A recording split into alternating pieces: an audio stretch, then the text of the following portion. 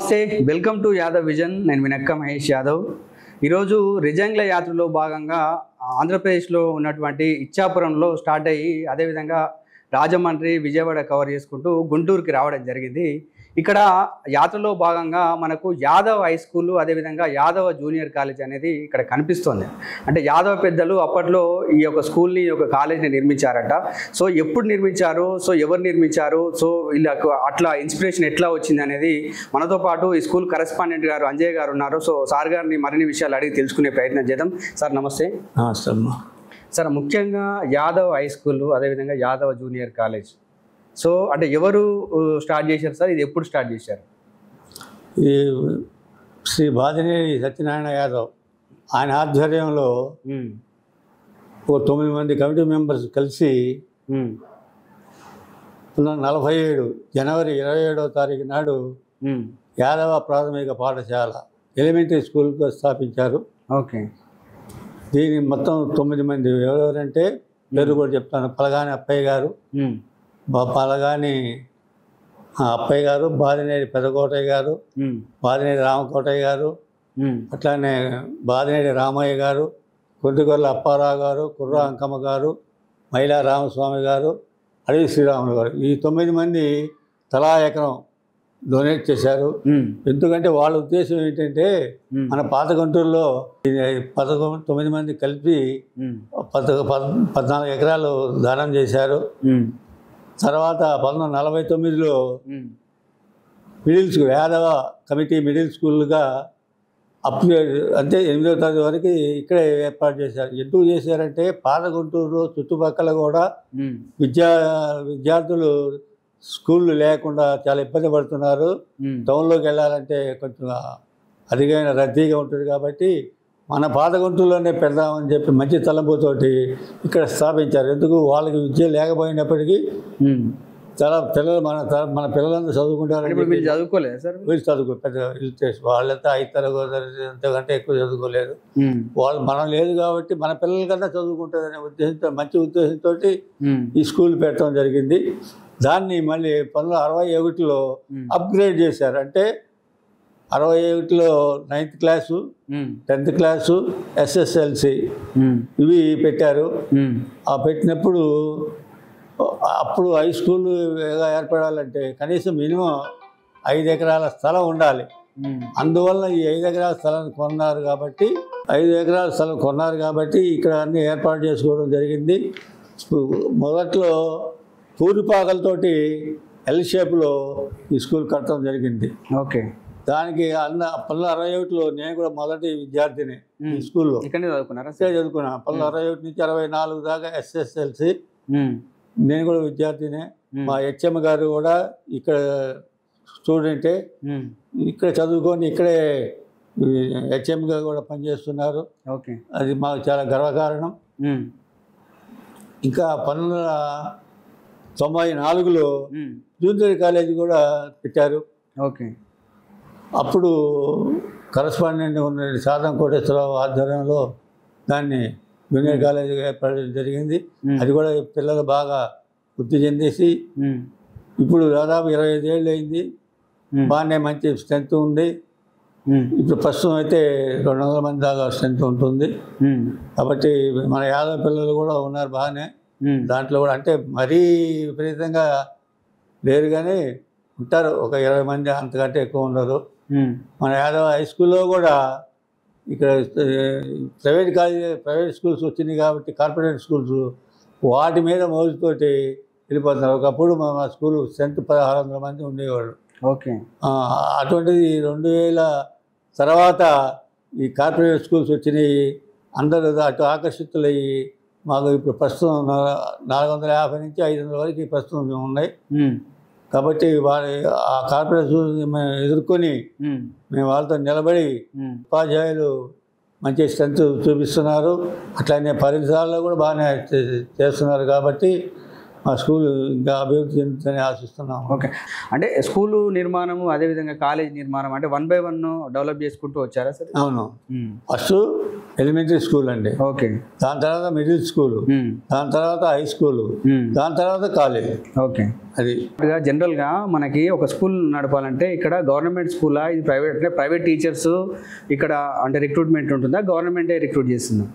ఇది aided school, అంటే government వాళ్ళు ఆ రోజుల్లో స్కూల్ ఎవరైతే పెడితే టీచర్స్కి జీతాలు మేమే ఇస్తాము, మీకు ఎయిడ్ ఇస్తాము కాబట్టి పెట్టండి అని ప్రోత్సహించింది ఆ రోజున.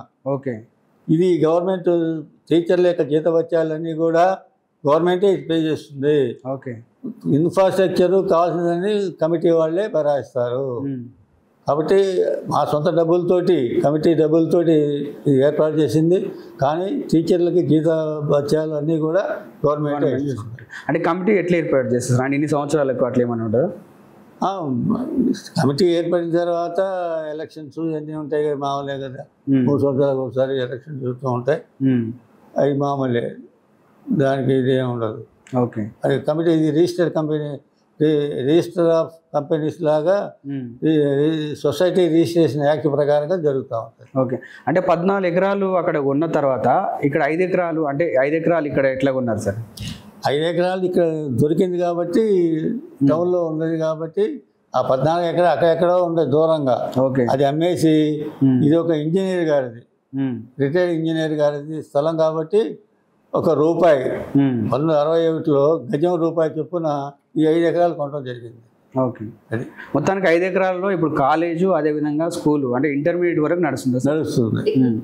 డిగ్రీ కూడా ఉంది ఇక్కడ? డిగ్రీ అంటే అఫిలియేషన్, ఇంకో స్కూల్ పేరుతోటి కాలేజీ పేరుతోటి మా పిల్లల్ని, చదివే పిల్లల్ని పంపిస్తూ ఉంటారు. ఓకే, దీన్ని అఫిలియేటెడ్ టు అదండి. ఫైనల్గా అంటే యాదవులకు కావచ్చు, లేకపోతే ఎవరైనా సమాజంలో వెనుకబాటుకు గురవుతున్న జాతులు కావచ్చు, ముఖ్యంగా ఈ రోజులలో కూడా విద్యకు నోచుకున్న జాతులు కావచ్చు, సో వాళ్ళందరికీ కూడా ఇలాంటి అంటే ఒక సేవా దృక్పథంతో ముందుకు చాలామంది వస్తారు సార్. సో ఒక యాదవ స్కూల్ని కూడా మీరు అంటే జనరల్గా రన్ చేయడం జరుగుతుంది. ఈ సమాజానికి మీరు ఏ మెసేజ్ ఇస్తారు? మేము backward classes, schedule SC ST వీళ్ళందరికీ కూడా ప్రోత్సాహం ఇస్తూ ఇక్కడ పెట్టిన మెయిన్ కారణమే అది. కాబట్టి ఇప్పుడు కూడా మాకు కాస్త డబ్బులు, ఉద్యోగస్తులు వాళ్ళ పిల్లల్ని కార్పొరేట్ స్కూల్కి పంపిస్తున్నారు, పేద పిల్లలు మా స్కూల్నే ఆశ్రయిస్తారు. కాబట్టి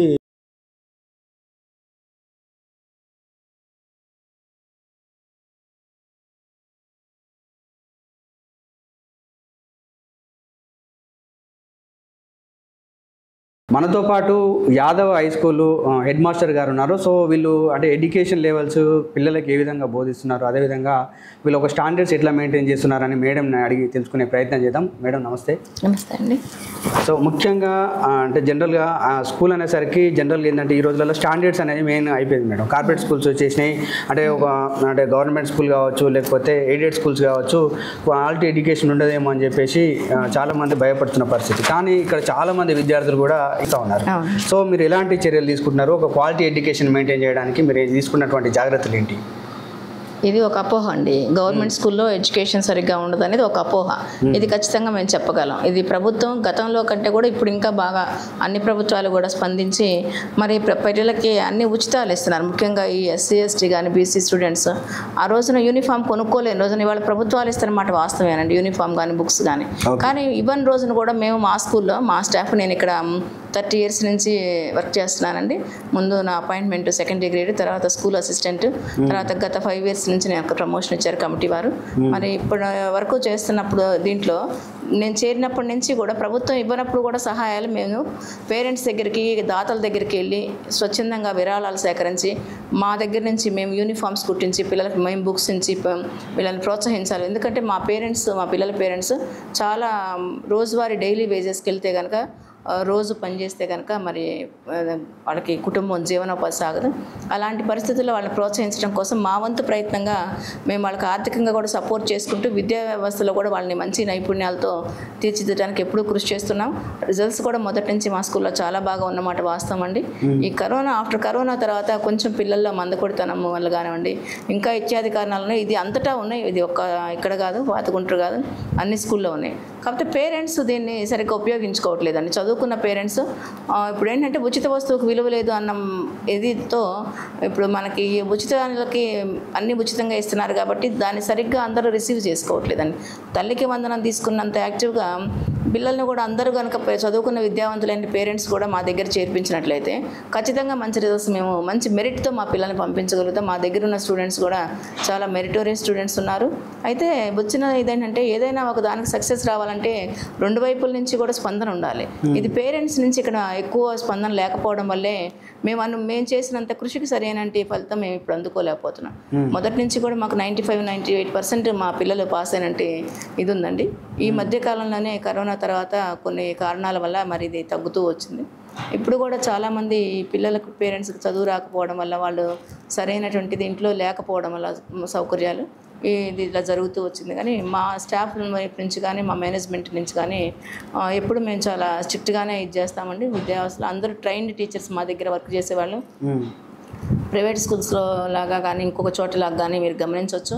ఇక్కడ అపాయింట్మెంట్ అంతా కూడా మేనేజ్మెంట్ ఆధ్వర్యంలో అందరూ గ్రాడ్యుయేట్స్, బీఈడీ ట్రైనింగ్ అయినటువంటి వాళ్ళు, పీజీ పోస్ట్ గ్రాడ్యుయేట్స్ ఉంటారండి. ఖచ్చితంగా మంచి విద్యా వ్యవస్థని మేము అందించడానికి ప్రయత్నిస్తున్నాము. అలాగే ల్యాబొరేటరీ కానీ లైబ్రరీ సదుపాయాలతో పిల్లలకి మరి ఈరోజు సరిపోయినటువంటి విజ్ఞానాన్ని అందించడం కోసం మేము ఎప్పుడు కృషి చేస్తూనే ఉన్నాం. ఇక ముందు కూడా మంచి స్థాయిలో మా స్కూల్ ఉండడానికి మా స్టాఫ్ మేము ఎప్పుడు కూడా కృషి చేస్తామని తెలియజేస్తాం. Thank you madam. Thank you. చూశారు కదా, ఇక్కడ ఉన్నటువంటి యాదవ్ హై స్కూల్, అదేవిధంగా యాదవ్ జూనియర్ కాలేజీలో 1947 నుంచి ఇప్పటికీ కూడా స్టిల్ కొనసాగిస్తున్నారు. సో ఇలాంటి వారిని ఆదర్శంగా తీసుకొని చాలామంది స్వచ్ఛందంగా ముందుకు రావాల్సినటువంటి అవసరం ఉంది.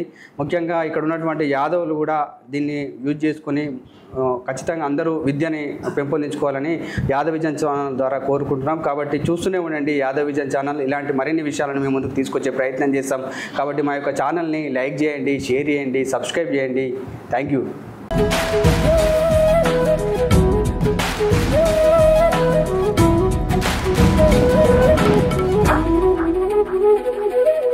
Ah!